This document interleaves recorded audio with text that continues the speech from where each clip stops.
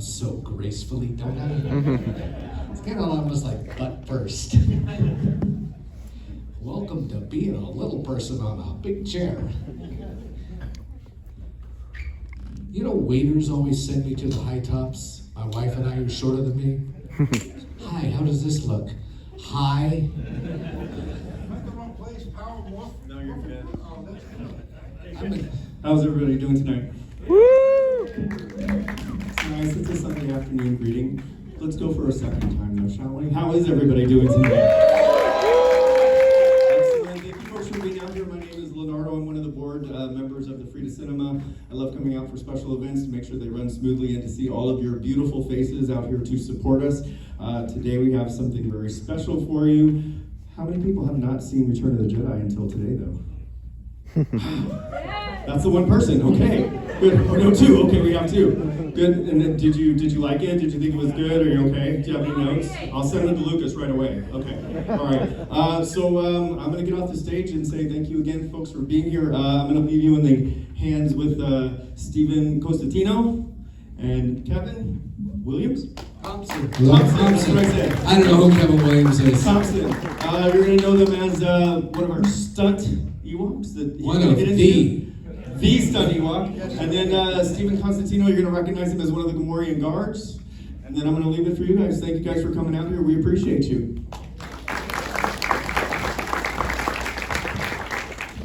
All right, thank you very much. My name is Scott Zillner, and I'm with Movie Busters. We are putting on these events here at the Frida. And thanks again to the Frida for allowing us to do these events and have the Q&As and basically bring up special films that we think deserve another chance on the big screen, and then we try to bring a little added value by bringing in some guests. So thank you all for coming out, and guys, would you like to introduce yourselves? My name's Kevin Thompson. I know they put the middle name in there, Edward, so we don't know that there's another Kevin Thompson. And I was a stunt Ewok. I was named 10 years later Chubray. I was had an action figure for the catapult from the Kmart Vintage series. I also played 20 different Ewoks. So as you watch the battle, I was all over the place. In fact, I actually waved to myself.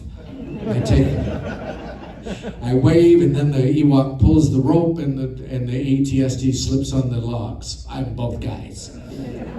I take out all three ATSTs. So I'm just everywhere. I'm not worthy. I'm Stephen Costantino. I played the Gamorrean guard on the barge, put to my demise by Luke Skywalker, cut in half. Because one went in the pit. I have no hope because I can't come back like a Boba Fett, but in the Sarlacc pit. But yeah, I just played one character.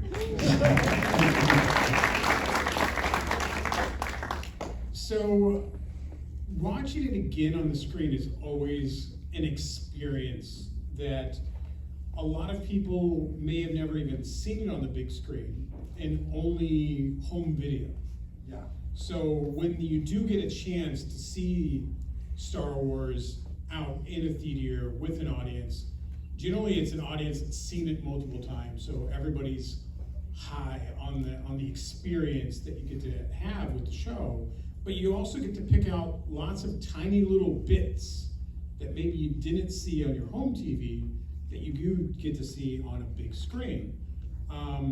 I did not know it was Kevin waving to himself as multiple Ewoks in the thing, so that's a little something now. I have to watch it again to look for that tiny little moment that I wasn't aware of the backstory behind that.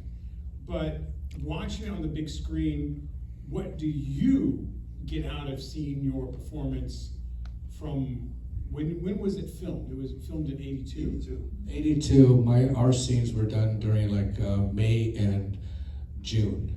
It was 5 weeks in the Redwoods. I did 1 week in London at Elstree Studios. And for the Jabba scenes out of Tatooine. That was just before they went to the Redwoods, which is April into May, right? The beginning of May. and then they went right over to the Rebels. And all of that was under the Blue Harvest. Yes, horror beyond imagination. That's what So, Harvest about was, I just read this, was a term that they used when they have to put a bunch of effects together on a shot. So we're gonna harvest these effects and put them into the movie. and then Blue Harvest was a code name since everybody knew they were doing another Star Wars. They couldn't put Star Wars on anything that someone else would have seen. In fact, I auditioned for the movie Blue Harvest, and they were trying to basically tell us that we were doing a standalone feature that may have some of these characters in it, and not until I got to London that I went, hey, wait a minute. Those are stormtrooper helmets. That's Carrie Fisher. That's Mark Hamill. That's frickin' Chewbacca. So then I figured it out. And then it was Revenge. Well, we went. It was Revenge of the Jedi. Steve, with your ill-fated adventure on the sail barge, Yes. what do you remember most from that? I assume it was a cool day out in the desert. Oh, yeah. Well, the welcoming letter was 120 degrees, welcome to Yuma, Arizona, 120 degrees, dry heat. At least it was dry. Yeah, that's, I guess, It's a that dry was an heat. incentive, I guess, you know. At the point. And the costume you were wearing, that was like Oh. really light and airy. Yeah.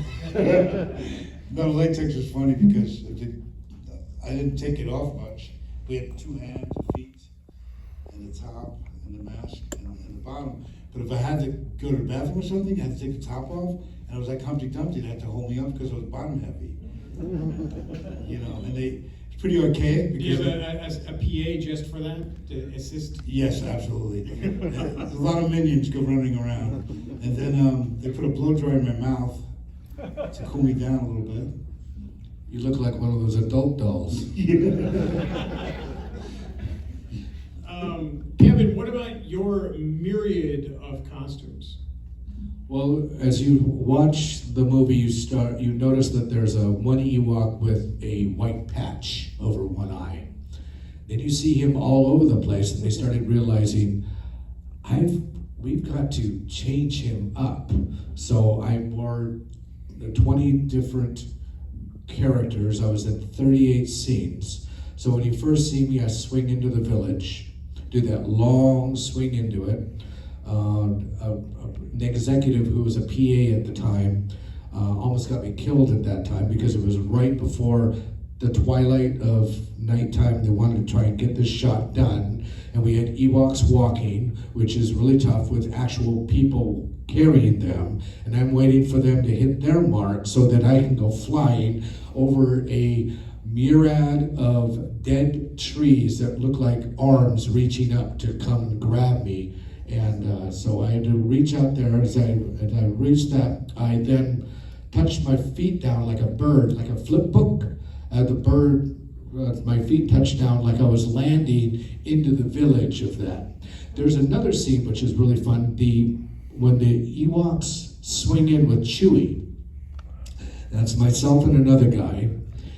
Then inside the ATST, once we yank the guys out, it's 2 completely different Ewoks. Did anybody catch that? Anybody? I was looking because it looked like you were on top, but then there was a different dude on the inside. Right, exactly. It's Tony Cox reached out and he has white whiskers.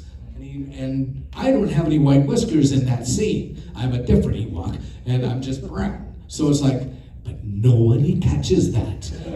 How about when the Ewok steals the speeder bike? It's Kenny Baker because he has really short arms. Then it's Tony Cox who has long arms. He's in Bad Santa. He's got long arms and he's doing all the crazy stuff at ILM. He's swinging it, he's flying out like it's going so fast. And then it's me swinging off the speeder bike. So it's 3 different Ewoks. Raise your hands. You guys caught that one. I had no idea until now, which is one of the great things about having these kind of Q&As, because you never know what things are going to be answered. Because now all of us get to live with that knowledge that in all these scenes, even though that Ewok is this color, it could have been 4 different dudes. Correct. And I didn't know Tony Cox was one of those Ewoks. He did stunts. He did a very great job of doing all that stuff. Scared as hell when he got home from ILM, because he spent about a week there doing all those types of things. He would say, it was like, because I know him, he got scared riding a horse in Ewoks 2. He's riding a little itty bitty pony, okay? And he somehow slipped off and he's hanging onto the neck. He's hanging on the neck of a pony. He's 1.5 feet off the ground. And he's going, help, help, somebody say, Tony, just let go. Let go. You'll fall 18 inches. No. He's thinking he's on a horse. He's thinking he's on Silver from Lone Ranger or something. But it's a little itty bitty pony. Because Tony is a little itty bitty guy. So maybe 18 inches was a little far for him. It's more than half his height, but he gets kind of scared at things, but he did a great job. Anybody else know that Kenny Baker was the original Wicket? Raise your hands. Yes. I only know that because you told me earlier today. It's kind of cheating on my part. Yeah. Kenny Baker was the original Wicket. Kenny Baker is an Englishman. Kenny Baker couldn't wake up. He was sick. He was sick. He was sick from? Kenny Baker's a really nice guy. I don't want to say anything ill of Kenny Baker, but he was an Englishman, and he couldn't wake up. Carrie Fisher was having her problems all the time, so you never knew what she's going through. But Carrie Fisher was great that day, so what do? The first AD says, you know what? We brought this little English-British kid. Let's try him out. And if he's no good, we got Kenny Baker tomorrow. Let's do that. Warwick Davis knocked it out of the park. He did an excellent job. Everybody like Warwick Davis's version? And these are the role. This is the role that made Warwick a star. Exactly. And then we got because of his performance, we got 2 TV movies off of that. With that, and then I was Chickatronic. Everybody remember the tough Ewok that actually does a dying scene?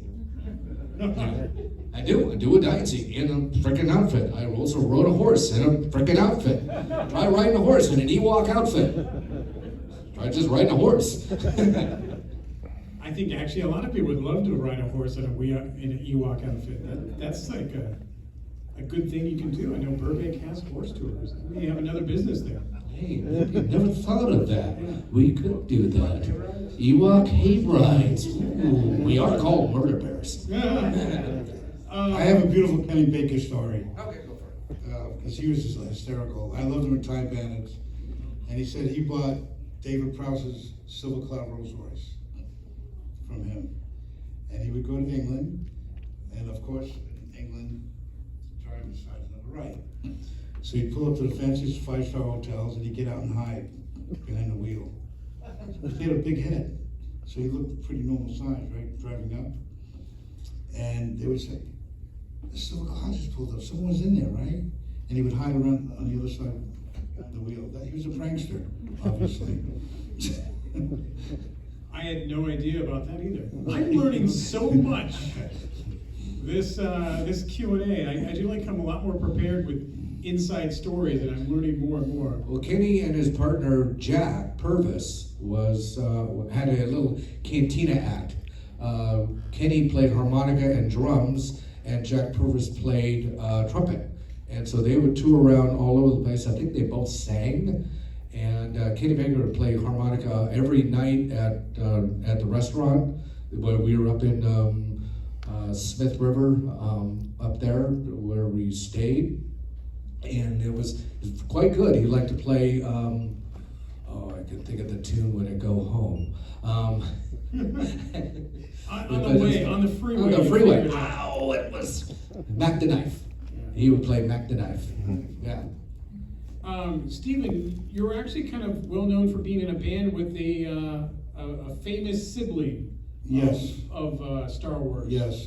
Tell us about that. Corey D. Williams and I had met through a guy, Van, you Van Patten, who used to teach Billy D. Williams and Corey martial arts and a lot of other celebrities. And he said, you have to meet Corey. He plays bass, and he's funky and he's diverse in his style. And next thing I know, I'm up at the house, and as soon as we sat down, it was just magic. It was powerful, and it was incredible because all kinds of people came through there as we played, and they'd come see us. Could be anybody, back in the day, as far as, because Billy was actually involved with Motown too a lot, with Lady Sings the Blues and Mahogany, and then one day, Billy was very, very supportive, and he gave us the garage to use as a studio, and he comes in the beginning of April, and he says, Corey, would you stand in for me? Because they look so much alike. Corey goes, where? He goes, Arizona. He goes, isn't it hot there? No. Nah, it's dry heat. So then Corey's like, damn, because Corey's a musician more, and he said, we're doing music, we're trying to get this. Back then you do 3 songs, and if they like you, they'll give you the money to finish the album. And so we're trying to work on something like that. And then he goes, well, what about Steve? And Billy looks and says, would you like to come as a musician, take a guitar, and it'd be a lot of downtime, and you guys could play at night, which we wound up doing and really turning that set out. I mean, people having a good time with us. But about 3 or 4 days in, driving out to the barge in the middle of Yuma, Buttercup Valley, Yuma, Arizona, a lot of stuff would go on. The sand would blow off the barge, and they'd work with that. So the actors are standing around a lot, as you know how that can be, right? With the technicalities. And so I wanted to work because I'm there, but I didn't know how to go about it and seem ungrateful. So Howard Kazanjian took Billy out one night for dinner, and Billy says, will you guys come along? So I said, this is great. Maybe I could, ask for a job. And that's what I did. I said, no disrespect, Billy, but Howard, I work for free. Can you put me to work tomorrow? I'm out there anyway. And Corey had been standing in, Corey D. Williams. We come in the next day, they make me the guard, and Corey Klaatu. I don't think Klaatu had a name yet at that time. And all I know is, I'm pretty green. I don't know what the cameras are, what to do, and I have this heavy outfit, and they drew footsteps on the barge for me to follow, to be in the camera. And next thing I knew, there's Luke Skywalker with a handle. I didn't know what it was going to do until I saw the movie. That it was going to be green and cut me in half. And I went through the motions, Can you imagine being on Star Wars and not realizing you're getting cut in half? By a lightsaber. Yeah. What'd you do today? I was on some ship, and then Mark Hamill was there and swinging a stick at me, but I played a bar that night, and it was great. What's that stick, right? I mean, Yeah. And then the cool thing was Ralph Nelson Jr., the still guy, was taking some pictures of us with the mask off, and so was Billy D. It was kind of unheard of to take pictures on a set, and we didn't have iPhones, but Billy did have his 35 years. He loved to do photography, just like Corey, and he was excited about Corey now. And we get the mask off, and he's taking pictures. I had no idea the magnitude of those pictures now, as a treasure trove, We did not get to have that joy. You did show up on set with Billy D. Williams. Yes. Yeah, I didn't have a job though, and then I had this job. I had a job at least. I had a contract. Yes, I had a contract. I got paid, by the way. That's Not good. much. It's better than not. I still have the stuff. Bouncing. So those pictures, I had the indelible memories, and I didn't speak about it much. My scene was 2 minutes, so I felt like, okay. Yeah, with Mark Hamill swinging a stick at me. Yeah, killing me. It's nothing. Right. And then I actually took Mark, I did have my Polaroid, which I hid, that 670 back then. And in the trailer, his honey wagon, he had me, Corey and I took a picture, somebody took a picture of us in the trailer with him. He's in his underwear, it's kind of cool. Because now, well, this robe's a little over. And This is getting a little blue. What happens in the trailer stays in the Yeah, trailer. Yeah, exactly. What happens TMI, in TMI. Yeah, boxer or brave guy? So then the picture showed up 15 years later, I think in Dragon Con, because Corey's in Georgia now, Atlanta, and he went to see his dad there. And I guess the appearance manager said, who? Corey was in the Jedi? And they all came out and they went online and people started writing to me, do you sign autographs? I said, for what? They said, you got killed by Luke Skywalker, it's a rite of passage. You like it? And that's it. I haven't looked back since. And I mean, to be honest, who here would not want to be killed by Mark Hamill? oh, of course. Like, everyone, right? Raise your hand if you want to be killed by Mark Hamill. Sure. See? I was ready to eat him. Raise your hand if you wanted to eat Mark Hamill. Yeah. I do it too. Oh, behave. Wow, that's great. That's Kismet is what I call it. Yeah, you were literally just a tag along, Straggler. and then somehow ended up on Jabba's barge. Well, the music definitely gave a buzz because Corey and I they had a good time hearing us at night. They were having a few drinks, pretty ladies dancing. What else do you do when you Harrison, what he does, we were talking about that, like Snoop, But aside from that, they were having a good time with the music, and that was a buzz. They look forward to that at night for some relief. So, how long were you in the desert for those shots? I think it was, I worked like 2 days, but we went out there like 2 weeks almost, I think. 10 days? 10 days for 2-day shots? A 2-day shot, yeah. So, but the stories and the fabric, I got to see that like a monolith. They built this monolith out there, and the people working. You saw how important that was, and how that community makes things happen. And that's inspiring, by all means. Kevin, how long were you guys filming in the forest proper? 5 weeks. 5 weeks.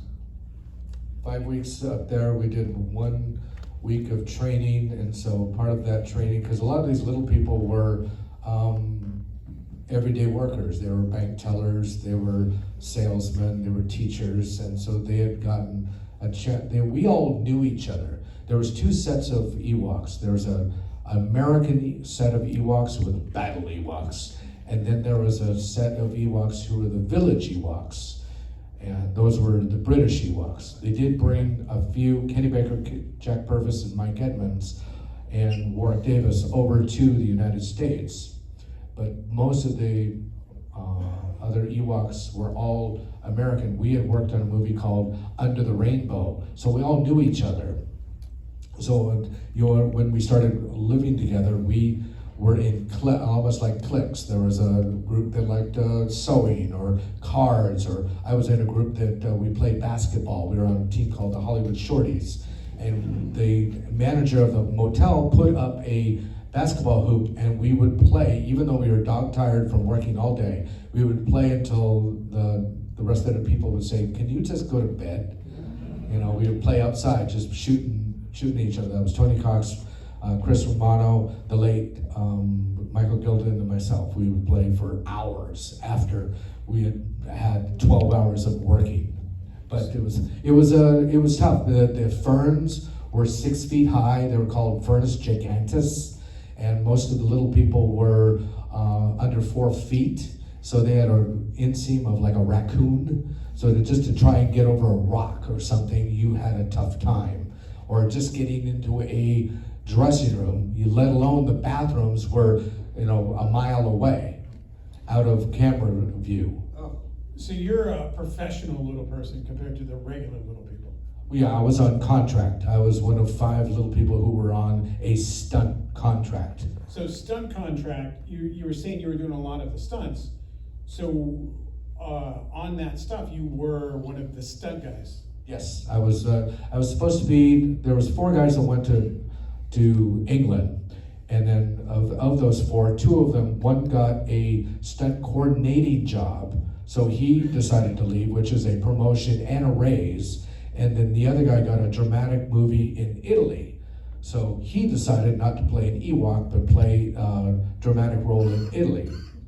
So now all of a sudden, me being the 4th guy, I'm the 2nd guy, and Felix Silla and myself were the 2 stuntmen, And I could do a lot more because I was younger. I was a gymnast, I was a wrestler, I was a mime. I played on this basketball team. And Felix was a great guy. He's probably one of the number 2 child stunt players in Hollywood. But in an outfit, I just became better. I was able to do more things. Felix is a great guy, great friend, and he had put his neck out and he recommended me for the job. Then we had to find 3 more guys to replace the 2 guys that left. And that was, who I mentioned before, Chris Romano, late Mike Gilden, and Tony Cox. Tony Cox was a perfect set just in case he looked just like Warwick Davis, the same type of dwarfism. And so they were able to, and then he got that part back to ILM, and that was wonderful. He also did some of the hang glider stuff too. Very nice. It's so interesting to hear some of the stories about that whole other section of filming where you do need specialized talent, and you guys made it look so easy. I mean, I assume it was really easy to see out of those suits. No. Has anybody read the book, my wife's book, My Journey to Endor? How'd you like it? Loved it. Okay.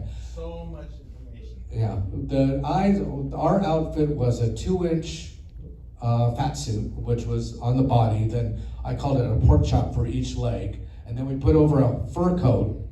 And then you put on latex feet, latex hands, latex mask with plastic eyes, which the heat then would then come up and fog up the eyes. Yet we have to do a crisscross pattern through multiple foliage, some being 6-foot high Furnace gigantus, others being lower rocks, bugs. Some of those bugs out there, those slugs are mighty big. You've heard of a banana slug, right?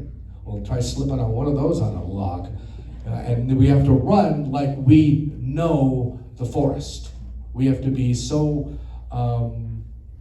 just comfortable, agile, comfortable. And when you have a inseam like a raccoon, it's tough to be agile on top of a log. in a suit. In a suit with plastic Okay. eyes. Would you ever drive without the defogger on?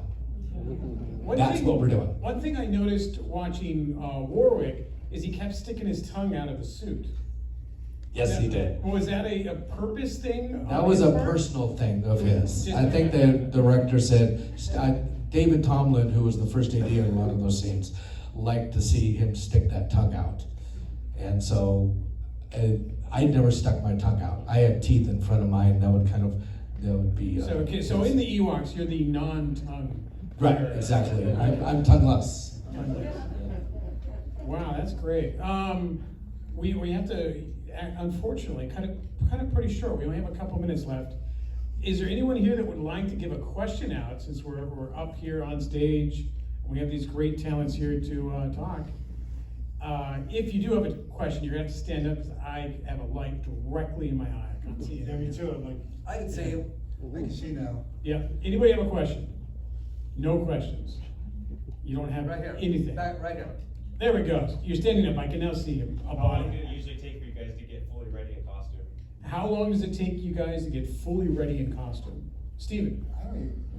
I kind of don't remember. I was so kind of, I guess maybe 20 minutes, half an hour. And they said, what makeup did you wear? All I did had black rings around my eyes. So I was peering out of that. I'm intrigued by the mime thing, by the way. I can't get out of my head. You doing the mime? Being a mime? Right, because they had to, they said you were a cross between a bear and a monkey. Oh, okay. So that's where my audition was. I created a character which was a bear-like monkey. And so I created Monkey that bear. a monkey bear. Monkey bear is Monkey a much bear, better way to yes, say it. monkey Yeah. bear. And so it all getting into the outfit. If I had two wardrobe ladies put me in, they could probably get me in there in 2 minutes.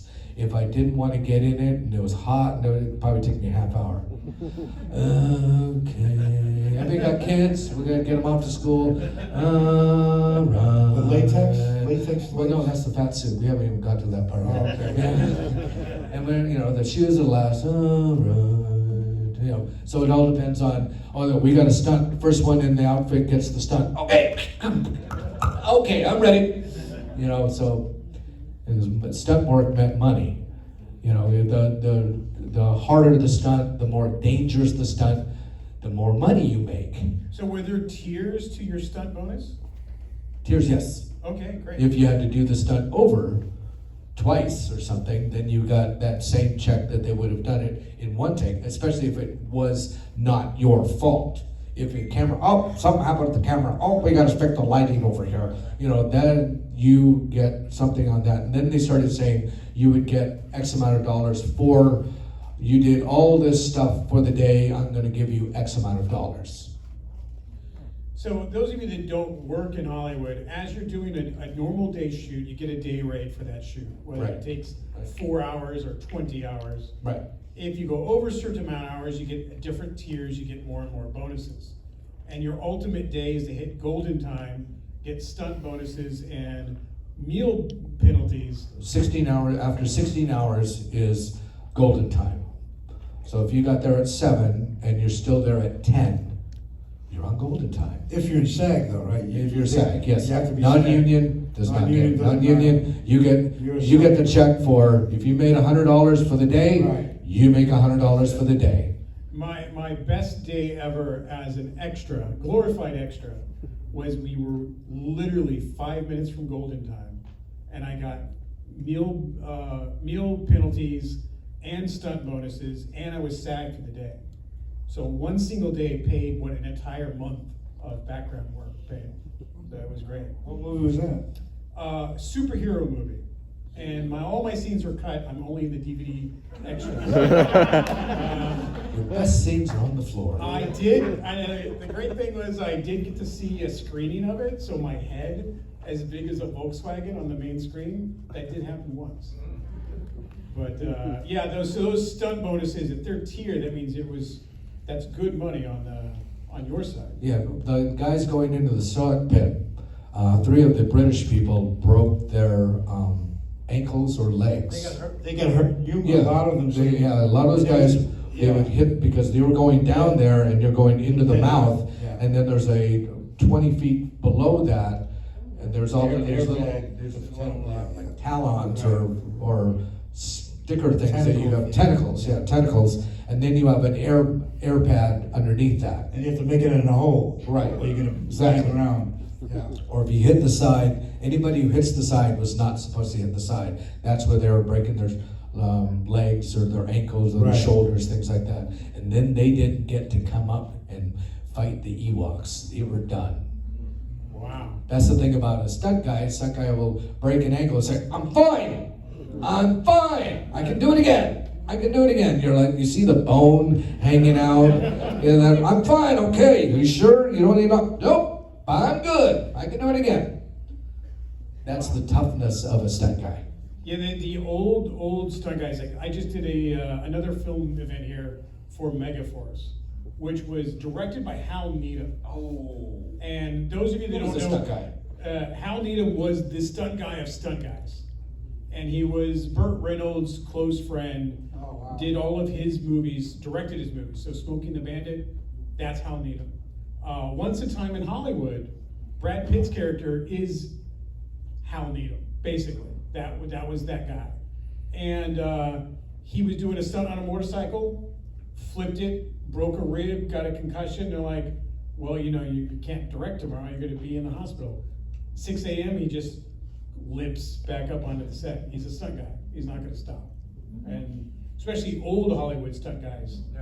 they would not stop whatsoever. And they used to drink all night. Didn't matter. And they drove their own cars. Their stunt cars that they drove were their own cars, so that production would know that they don't want to hurt them. They won't want to crash them, because they were their own cars. Yeah, that was explained in Death Proof with Kurt Russell. Kurt Russell was a stunt guy. What about 7-Ups? You remember that? That was kind of the 7-Ups. It was based on the Stuntman, the movie. It's incredible, classic movie. That one That lost. was a while ago. I haven't seen 7-Ups, and that's that's like old. Yeah. They kind of broke the new ground with that, right? I want to give a big thanks to the Frida for being able to host us and have these events. Kevin and Steven, thank you guys for coming out today. You're welcome. Thank you. They'll still have a little bit of time out in the front if you want to go see them and maybe get something signed before they pack up. And again, thanks to the Frida for letting us put this on. And thank you all you guys for coming out and then sticking with it to hear us tell stories about how many times Kevin jumped off a tree. Thank you guys. Thank you very much.